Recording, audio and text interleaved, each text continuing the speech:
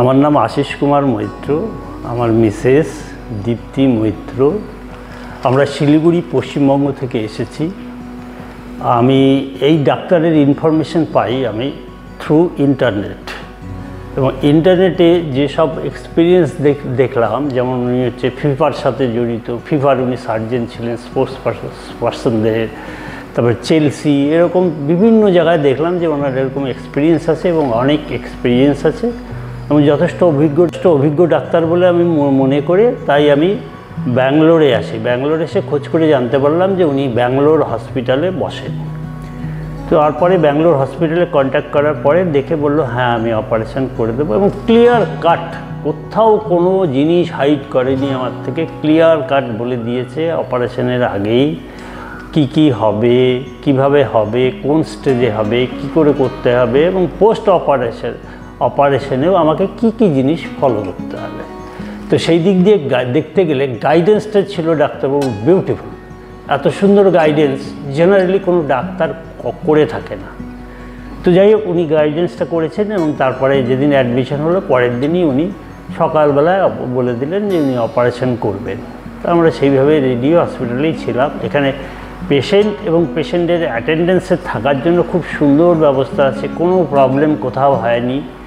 আমি যে বাইরে থেকে এসেছি, আমার এখানে পশ্চিমবঙ্গ থেকে এসেছি কেরালাতে, মানে কেরালার তাও স্পেসিফিক্যালি ব্যাঙ্গালোরে, আমি কখনোই ফিল করিনি এত সুন্দর এদের কোঅপারেশন। সমস্ত স্টাফ, নার্স, অ্যাডমিনিস্ট্রেশনের লোক, অ্যাডমিনিস্ট্রেশনের মধ্যে স্পেশালি মিস্টার রঙ্গনাথনের টিম খুব বিউটিফুলি আমাকে করেছে, কেবল হেল্প করেছে, এবং প্রত্যেকটা ক্ষেত্রেই আমি হেল্প পেয়েছি। যখন যা দরকার হয়েছে দে আর রেডি টু প্রোভাইড মি।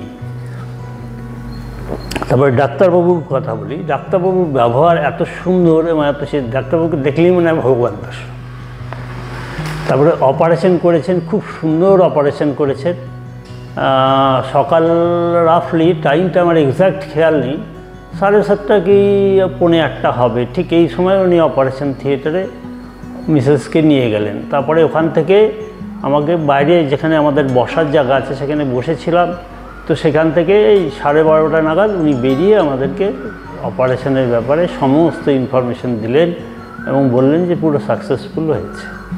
যাই হোক, তারপরে বেডে দিল। বেডে এখানে আমাকে সানডে পড়েছিল বলে একদিন বেশি থাকতে হয়েছিল, আদারওয়াইজ পরের দিনই ছেড়ে দিত। তো সানডে থাকাতে মন্ডে আমাকে ডিসচার্জ করে দেয় এবং বলে যে 12 দিন পরে এসে স্টিচটা কাটাতে হবে। তারপর আমি এখানে যে আমার অ্যাকোমোডেশন ছিল সেখানে চলে যাই, গিয়ে 12 দিন পরে আজকে এসে সেই স্টিচটা কাটিয়েছি, এবং সেটা এত সুন্দর। এবং এই যে 12 দিন সময় এখানে থাকলাম, পায়ের কোথাও কোনো সেরকম মেজর কোনো প্রবলেম নেই এবং সুন্দর। এখন আগের চেয়ে প্রথম যখন আমি এখানকার যে অ্যাকোমোডেশনে গেছিলাম তখন যেরকম ছিল তার চেয়ে এখন অনেক উন্নত হয়েছে, এবং এখন দেখে আমার নিজেরই মনে হচ্ছে আর কিছুদিন পরে মিসেস বোধহয় মাঠে গিয়ে দৌড়দৌড়ি করতে পারবে, এরকম একটা কন্ডিশন ফিল করছে, এবং মিসেসও ফিল করছে, খুব সুন্দর ফিল করছে। কিন্তু পায়ে একটু ফোলা থাকে এবং সেটাতে একটু পেইন থাকবেই। তো ডাক্তার তার মাঝখানে আমি 2-3 বার আরও তাছাড়াও ডাক্তারবাবুর সাথে যোগাযোগ করেছি, এবং ডাক্তারবাবু খুব সুন্দর, যখনই গেছি তখনই আমাকে অ্যাটেন্ড করেছে এবং বলেছে, খুব সুন্দরভাবে এক্সপ্লেইন করেছে।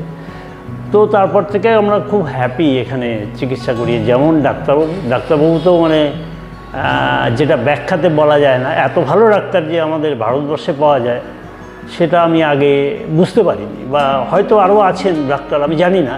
কিন্তু এই ডাক্তারবাবুকে দেখে মনে হলো না, সত্যি এরা হচ্ছে যে অরিজিনাল ডাক্তার, যারা পেশেন্টদের সেবা করতে জানে এবং পেশেন্টদের সেবা খুব ভালোভাবে করে এবং কোথাও কোনো জিনিস লুকিয়ে করে না, সব ক্লিয়ার কাট বলে দেয়। খুব ট্রান্সপারেন্সি আছে ডাক্তারবাবুর মধ্যে। তো সেই ট্রান্সপারেন্সি প্লাস ট্রিটমেন্টের প্রসিডিওর কীভাবে কী করছে, যখনই আসি তখনই বেশ খুব ভালোভাবে এক্সপ্লেইন করে এবং সব বুঝিয়ে দেন উনি। তারপরে যাই হোক, এখন আমাকে ছেড়ে দিয়েছে। আজকে তো আমার হয়ে গেল স্টিচ কাটা, আমি পরশু শিলিগুড়ি ফেরত যাব, এবং ফ্লাইটে যেতে আমাকে কি গাইডলাইন সেটাও দিয়ে দিলেন। এই যে দেখছেন সক্সটা, এটাও উনি বললেন আজকে পারচেস করালেন, বললেন যে এটাকে পারচেস করে নাও ফ্লাইটের সেফটির জন্য। প্লাস ফ্লাইটে আমাকে কখন একটাই মেডিসিন খেতে হবে সেটাও বলে দিল, কোন সময় খেতে হবে, কিভাবে খেতে হবে, এরকম প্রত্যেকটা জায়গায় খুব সুন্দরভাবে আমাকে ডাক্তারবাবু হেল্প করেছেন।